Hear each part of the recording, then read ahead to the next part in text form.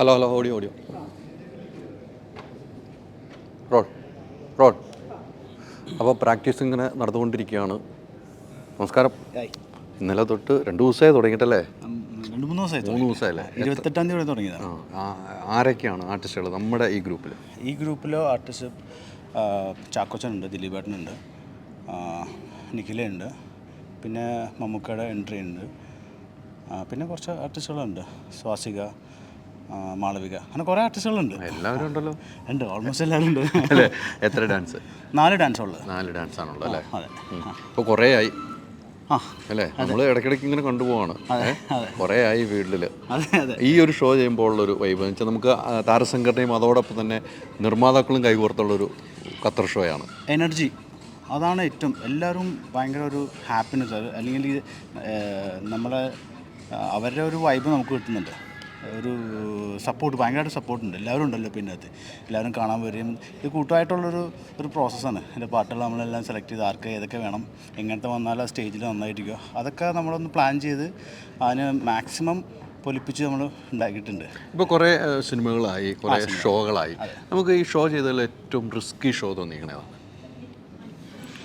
Risky shows award നൈറ്റ്സാണ്. Award നൈറ്റ്സിൽ കൂടുതൽ ആൾക്കാരുണ്ടാവും, 50+ ആൾക്കാരൊക്കെ ചിലപ്പോൾ ഉണ്ടാവും.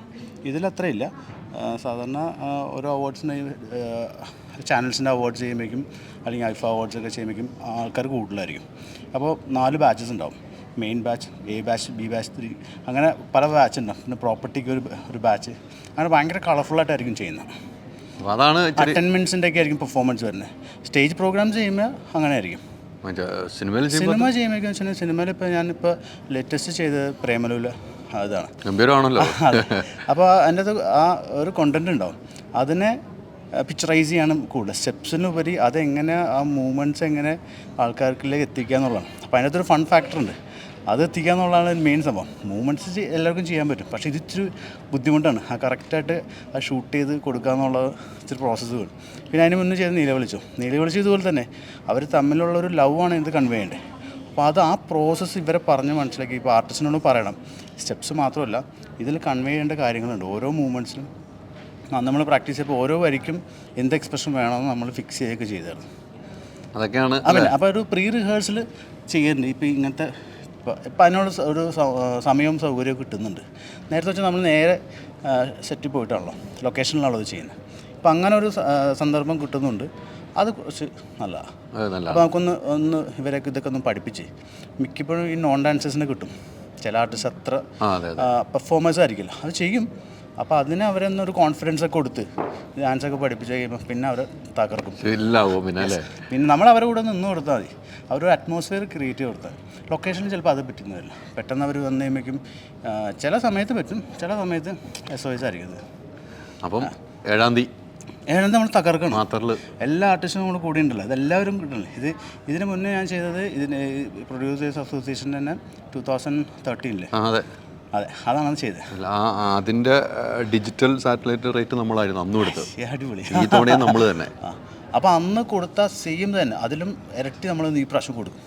അടിപൊളി ഡാൻസേഴ്സൊക്കെ അടിപൊളിയാണ്. എല്ലാവരും ട്രെയിൻഡ് ആയിട്ടുള്ള ഡാൻസേഴ്സാണ്, ഡാൻസ് ഡിപ്ലോമയൊക്കെ ചെയ്തിട്ടുള്ള ആൾക്കാർ. അപ്പോൾ അവർ എല്ലാ സ്റ്റൈൽ ഓഫ് ഡാൻസിങ്ങും ചെയ്യും. അതാണ് ഡാൻസേഴ്സിൻ്റെ ഒരു ഗുണം അല്ലേ? അപ്പോൾ എല്ലാ ടൈമിലും അവരുണ്ട് നമ്മുടെ കൂടെ ഉണ്ടല്ലേ? കൂടെ ഉണ്ട്. അപ്പോൾ നമുക്ക് 7-ാം തീയതി അടിച്ച് പൊളിക്കാം. ഓക്കെ, തകർക്കും. നിഖില ഡാൻസ് കഴിഞ്ഞ് വിഷമിച്ചിരിക്കുമല്ലോ. ഇപ്പം നിഖിലെടുത്ത് ഇപ്പോൾ മൈക്കായിട്ട് പോയി എന്നെ ഓടിച്ചുവിടും. അതുകൊണ്ട് ഞാൻ നിഖിലെടുത്തേക്ക് പോകുന്നില്ല. നിഖില ഞാൻ പോയിട്ട് വരാം കേട്ടോ. ഡാൻസ് ചെയ്ത് വിഷമിച്ചിരിക്കുമല്ലോ. അപ്പോൾ ഞാനിപ്പോൾ ചോദിക്കുന്നതിന് നിഖില എന്നോട് എന്തെങ്കിലും പറയണ മുമ്പ് നമുക്ക് ട്രോള് വേണ്ടല്ലോ എന്ന് കൊടുത്ത് ഞാൻ പോകണല്ലോ. അല്ലേ, വിഷമിച്ചിരിക്കുമല്ലോ. എങ്ങനെ ഉണ്ടായിരുന്നു? ഞാനിപ്പോൾ ഡാൻസ് കണ്ടു, ഗംഭീര പെർഫോമൻസ് ആയിരുന്നു കേട്ടോ. ഡാൻസിനോട് ഒത്തിരി പ്രിയം ഉണ്ടാവും അല്ലേ? അതുകൊണ്ട് തന്നെ അല്ലേ പ്രിയം. പക്ഷെ അമ്മ ക്ലാസിക് ഡാൻസ് ഒക്കെ അല്ലേ, എല്ലാം കൂടെ കൂട്ടിയുള്ള ഡാൻസാണല്ലോ. ഇപ്പം അമ്മയുടെ ഷോ കഴിഞ്ഞു, ഇപ്പം പ്രൊഡ്യൂസർ അസോസിയേഷന് വേണ്ടി ഷോ ചെയ്ത് കൊടുക്കുന്നു, അമ്മയും കൂടെ കൂടി. എന്ത് തോന്നുന്നു ഈ സമയത്ത്? പ്രത്യേകിച്ചൊന്നും ഈ സമയത്ത് എനിക്ക് തോന്നുന്നില്ല. നമ്മളും കൂടെ ഭാഗമായിട്ടുള്ള ഒരു ഫീൽഡാണ് സിനിമ എന്ന് പറയുന്നത്. അപ്പോൾ അവർക്ക് അവരുടെ പ്രൊഡ്യൂസേഴ്സ് അസോസിയേഷനും അമ്മയ്ക്കുമൊക്കെ വേണ്ടിയിട്ട് ഒരു പ്രോഗ്രാം ചെയ്യാമെന്ന് പറയുന്നതും, ഒരുപാട് ആൾക്കാരെ നമ്മൾ കൂടെ വർക്ക് ചെയ്യണ ഒരുപാട് ആൾക്കാരെ നമുക്ക് മീറ്റ് ചെയ്യാൻ പറ്റണതൊക്കെ അപ്പോഴാണല്ലോ. സോ ഭയങ്കര സന്തോഷമുള്ളൊരു സമയമാണ്. എത്ര ഡാൻസ് ഉണ്ട്?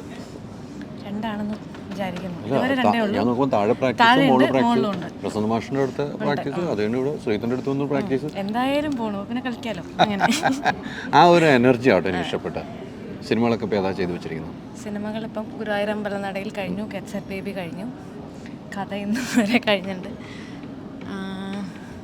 ഇതൊക്കെയാണ് മെയിൻ ക്യാരക്ടേഴ്സ് ചെയ്തിട്ടുള്ളത്. പിന്നെ നുണക്കുഴി റിലീസിനുണ്ട്, ജാതിജാതകം റിലീസിനുണ്ട്. ഉണ്ട് കുറേ. ഉണ്ട് കുറച്ച്. വിട്ടിട്ടില്ല. ഇല്ല. വിടാൻ ഉദ്ദേശിക്കുന്നത് എന്തിനാ വിടണേ? ഒരു കാര്യമില്ല.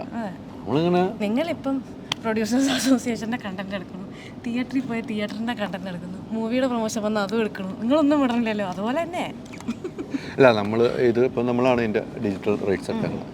അതൊരു ബന്ധങ്ങൾ വെച്ച് തന്നെ കിട്ടുന്നതാണല്ലോ. അപ്പോൾ നമുക്ക് എല്ലാവരും അറിയാവുന്നതുകൊണ്ട് നമുക്ക് എളുപ്പമാണ് അല്ലേ? അല്ലെങ്കിൽ നമ്മൾ വന്നപ്പോൾ തന്നെ ഇന്നലെ തന്നെ കണ്ടല്ലോ. അതുപോലെ എനിക്ക് അറിയാവുന്ന ആൾക്കാർ സിനിമ എടുക്കുമ്പോൾ എന്നോട് വന്നിട്ട് ചെറിയൊരു ഗസ്റ്റ് റോളൊക്കെ ചെയ്ത് തരുമെന്ന് എനിക്കൊരു സന്തോഷമല്ലേ. ഗസ്റ്റ് റോളാ? ഗസ്റ്റ് റോളാണ്. ജാതിജാതകവും അതെ, നുണക്കുഴിയും അതെ. ഗസ്റ്റ് റോളല്ല, നമ്മൾ ഏതും ചെയ്യാൻ തയ്യാറാണ്. ഇപ്പം ജീത്തു ചേട്ടൻ്റെ കൂടെ ആണെങ്കിലും അരവിന്ദൻ്റെ അതിഥികളുടെ ടീം ചെയ്യുന്ന സിനിമയാണ് ജാതിജാതകം. അതെ അതെ. അപ്പോൾ അവരുടെ കൂടെയും നമുക്കൊരു റീയൂണിയൻ പരിപാടിയാണല്ലോ, സന്തോഷമുള്ള കാര്യമാണ്. വേറെ എന്നാ പറയാനുള്ളത്? വേറെ പ്രത്യേകിച്ചൊന്നും പറയാനില്ല. ഭക്ഷണമൊക്കെ കഴിച്ചോ? കഴിക്കണ്ടേ? വേണ്ടേ? സമയമില്ലേ? ഒന്നരേ വിശക്കണം. എന്ത് കഴിക്കണം? കഴിച്ചിട്ട് പിന്നെ റിഹേഴ്സൽ ചെയ്യണം. ഡാൻസ് മാത്രമേ ഉള്ളൂ? ഡാൻസ്. അത് നമുക്ക് അടിച്ച് എവിടെ കാണാം? ഖത്തറിൽ ഷോയിൽ കാണാം. അപ്പോൾ ഓക്കെ, ഗംഭീരമാണ് കേട്ടോ. ടാസ്കല്ലേ.